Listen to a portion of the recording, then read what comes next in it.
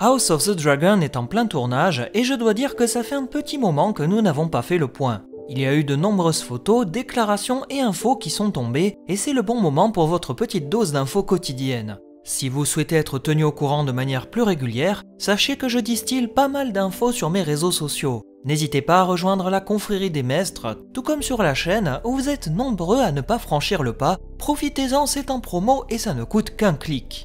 Enfin, avant de nous lancer, je vous informe que cette vidéo contiendra des photos du tournage et autres infos, vous vous aventurez à vos risques et périls pour la suite. Bon alors, maintenant que tout est dit, que peut-on analyser ? Il y a quelques jours, HBO a dévoilé 2 nouvelles têtes pour le casting et quelle ne fut pas ma surprise en apprenant que ces actrices joueront une version plus jeune de Rhaenyra Targaryen et Alicent Hightower. Des flashbacks avec des bonds vers le présent sont alors prévus. Impossible de dire jusqu'à quand nous remonterons dans le temps. Verra-t-on le vieux roi Jaehaerys Ier? Allons-nous apercevoir la terreur noire Balerion aux côtés de son dragonnier Aegon Ier Targaryen? On peut dès à présent se prendre à rêver et espérer avoir de nombreuses scènes inédites posant les bases de la future danse des dragons. Il est effectivement primordial de poser les racines noueuses de cette histoire tragique. Les non-connaisseurs de l'univers qui n'ont vu que Game of Thrones devront être accompagnés pour comprendre les clés de ce conflit, mais aussi assimiler les événements ainsi que tout le contexte. Le tournage continue son petit bonhomme de chemin, ce qui va de pair avec les nombreuses images dévoilées chaque jour. Je souhaitais revenir avec vous sur celles qui me paraissent le plus important à aborder durant ce tournage. Revenons tout d'abord sur ces photos qui révèlent le design de plusieurs personnages. D'une part, on peut remarquer que le costume est bien plus médiéval que par le passé. La volonté d'HBO d'accentuer une ressemblance avec le Moyen-Âge me paraît être très pertinente, dans la mesure où House of the Dragon se déroulera quasiment 170 ans avant Game of Thrones. Une autre époque symbolisée par un code vestimentaire différent, histoire de montrer que nous sommes bien dans une période ancienne. Un sens du détail très appréciable que l'on peut également retrouver ici sur cette photo rapprochée des costumes de Daemon et Rhaenyra Targaryen.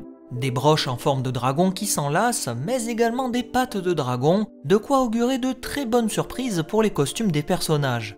Pour autant, la continuité doit être instaurée, et nous l'avons bien vu avec les codes couleurs des vêtements qui renvoient directement à leurs familles respectives. D'ailleurs, de nombreuses images montrant d'autres membres du casting ont fuité, nous dévoilant ce qui semble être des Velaryons. En voyant le contour des vêtements bleu clair de cette actrice, je me dis qu'il doit sans doute s'agir de Laena Velaryon, l'une des filles de Corlys, de quoi ajouter une continuité héréditaire pour cette famille après l'annonce de l'acteur qui incarnera le serpent de mer. Je me permets une brève parenthèse sur la polémique entourant Corlys Velaryon, ce qui me permettra de tirer un trait définitivement dessus. Dans les livres, les Velaryons sont décrits comme ayant des cheveux argentés et des yeux violets, la couleur de peau n'est pas abordée, bien qu'il semblerait que, à moins que ça ne soit spécifié par Martin, les Valyriens sont perçus comme étant des blancs dans l'imaginaire des livres. Je prends l'exemple de Sladorsan, qui est un Valyrien défini comme noir, avec des cheveux argentés dans les livres. Je pars donc du principe que lorsque ce n'est pas spécifié par l'auteur, un Valyrien est blanc. Et pourtant, tous les Valyriens des livres ne sont pas blancs, loin de là. De nombreux Targaryens ont pris des traits d'un de leurs parents, je pense par exemple à Jon Snow qui a les cheveux noirs et non argentés, ou bien le prince Daeron l'Ivrogne qui avait la peau bronzée de sa mère dornienne, mais aussi les cheveux tirant plus sur le jaune sable, sans oublier le prince Baelor Brise-Lance qui avait la peau bronzée et des cheveux noirs comme sa mère Martell, tout comme son fils Valar qui avait des cheveux noirs et des yeux bleus. Pourquoi donc les Velaryons ne pourraient-ils pas être noirs ? Du coup, étant donné que nous ne connaissons pas la mère de Corlys et que nous n'avons pas vu de Velaryon dans Game of Thrones, ces données inconnues me permettent de m'imaginer que c'est possible d'avoir des Valyriens noirs. Je ne rentrerai pas dans le débat du qui a raison et qui a tort, j'ai simplement présenté des éléments à l'appui des livres, et je me dis donc que, pour une adaptation des livres, c'est possible. La parenthèse est donc close pour moi, on peut reprendre. D'autres acteurs avec des cheveux argentés sont également présents, ce qui tend là aussi à montrer que le clan de Rhaenyra sera composé de nombreuses familles. En voyant les robes rouges et noires de ces acteurs, je me dis qu'il s'agit vraisemblablement de membres de la famille Targaryen composant le clan des Noirs en opposition au clan des Verts. Là aussi, c'est l'occasion d'apprécier l'effort fait pour ce qui semble être un soldat Velaryon avec des couleurs bleues et un hippocampe brodé qui ressort. Un bon point là aussi quand on sait que les codes vestimentaires seront très importants pour la suite.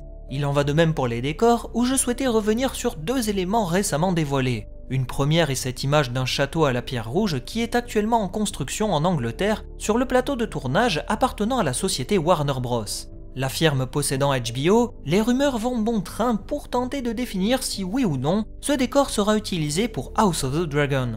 La plupart des hypothèses font état d'une fortification rappelant évidemment le donjon rouge de Port-Réal. La possibilité qu'il s'agisse de fausses dragons, la gigantesque couveuse à dragons de la capitale, ou bien la citadelle de Maegor ne sont clairement pas à écarter. On peut également supposer qu'il s'agisse d'un tout autre château, mais je n'ai pas souvenir d'une forteresse de pierre rouge sur Westeros, mis à part le palais des Targaryens. Je vous avoue qu'il est très difficile de se prononcer au sujet de cette image, même si je suis, comme beaucoup d'entre vous je l'espère, persuadé que c'est relié à Port-Réal.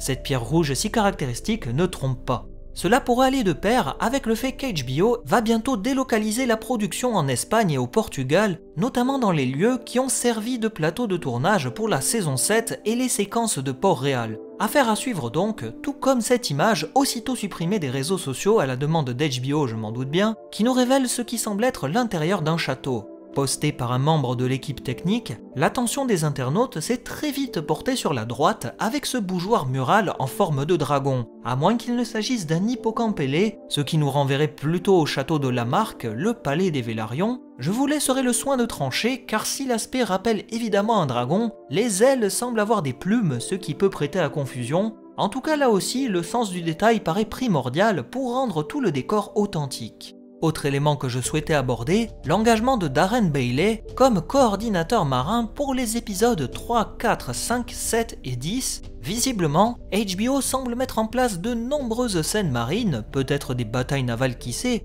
Il faut dire qu'avec la présence de la famille Velaryon sur place, il ne fait aucun doute que nous aurons beaucoup de séquences navales. La mer fait partie intégrante de l'histoire de la famille valyrienne, et cet élément est tout autant lié aux Targaryens et Celtigar, les deux autres familles de Valyria à avoir survécu au fléau aux côtés des Vélarions. Je ne peux hélas rien avancer sur la teneur de ces scènes, sans doute des séquences d'exploration ou de voyages marins. Je reste assez pessimiste sur la présence de batailles navales à ce stade de la série, mais restons prudents, tout peut arriver. De même, l'entreprise Pixomundo, qui était la principale en charge des animations des dragons entre les saisons 2 et 8 de Game of Thrones, reprend du service pour la série House of the Dragon. Nous devrions donc avoir des créatures qui s'inscrivent là aussi dans la continuité du travail précédemment établi, et c'est une très bonne chose. Certes, le coût de l'animation sera à nouveau élevé, puisqu'il devrait y avoir une vingtaine de dragons différents, mais comme ils ne partiront pas de zéro, ils disposent de tout leur travail sur les précédentes saisons de Game of Thrones, notamment des dragons avec une taille évolutive, de quoi laisser présager là aussi de très bonnes surprises, même si pour rappel, de beaux effets spéciaux ne font pas forcément une bonne série. L'histoire et le scénario doivent rester le centre de toutes les préoccupations, et j'espère qu'HBO a bien conscience de cela après la déception des dernières saisons. Enfin pour conclure, le showrunner Ryan Condal s'est récemment exprimé sur le spin-off. Il a déclaré que la première saison de House of the Dragon nous permettrait de voir d'une part Feu Noir et Noirceur, les deux épées légendaires des Targaryens, mais pas que. En effet, nous devrions également apercevoir une troisième épée en acier valyrien selon ses déclarations, et les spéculations vont bon train pour savoir de quelle arme il s'agit. J'aurais d'abord pensé à la hache ancestrale possédée par la maison Celtigar, mais le showrunner parle bien d'une épée et non d'une hache. Beaucoup sur Reddit pensent qu'il s'agit de Vigilance, l'épée de la famille Hightower, une arme mentionnée de très nombreuses fois durant les récits entourant la terrible danse des dragons. Elle sera maniée par le seigneur Ormund Hightower, le neveu d'Otto Hightower qui est la main du roi Daegon II, et l'épée apparaîtra à des moments clés de la guerre civile. On ignore le destin de cette arme ni son design, ce qui nous permettrait de lever le voile sur cette épée mystérieuse. Il est également possible qu'il s'agisse d'une épée jamais mentionnée dans les livres, car l'auteur J.R.R. Martin avait écrit que des centaines d'armes en acier valyrien étaient possédées par les seigneurs de Westeros, mais leur destinée est pour la très grande majorité d'entre elles méconnue. En définitive, il y a eu pas mal de choses à débriefer et analyser pendant ces 2 mois de tournage. Des rumeurs persistantes évoquent un possible teaser à l'occasion de la Comic-Con San Diego fin juillet, en particulier une courte vidéo en images de synthèse un peu à l'image de ce que nous avait réservé la chaîne américaine pour les saisons 7 et 8, avant de nous dévoiler de vraies images avec les bandes annonces. Restons prudents, la sortie étant prévue l'année prochaine, il est fort probable que nous n'ayons rien avant un bon bout de temps. Toujours est-il que le tournage avance bien et ça fait plaisir. Et vous, qu'avez-vous pensé de toutes ces annonces et infos que je viens de vous partager? N'hésitez pas à me faire part de vos retours et on se dit à très bientôt pour d'autres analyses et théories. Salut à vous!